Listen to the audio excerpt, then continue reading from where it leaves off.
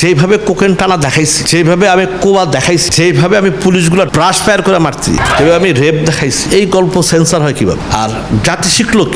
এবার মেগাস্টার শাকিব খানের বরবাদ মুভি নিয়ে আপত্তিকর মন্তব্য করলেন ডেড বডি সিনেমার প্রযোজক এবং পরিচালক মোহাম্মদ ইকবাল। তিনি বলতেছেন শাকিবের বরবাদ মুভিটি বলিউডের জনপ্রিয় সিনেমা এনিমেল মুভি থেকে কপি করা। এমডি ইকবাল আরো বলেন যে শাকিবের এই বরবাদ মুভির মধ্যে মারামারি কাটাকাটি ছাড়া কোনো গল্পই নেই, তাহলে এই সমাজ কি শিখবে?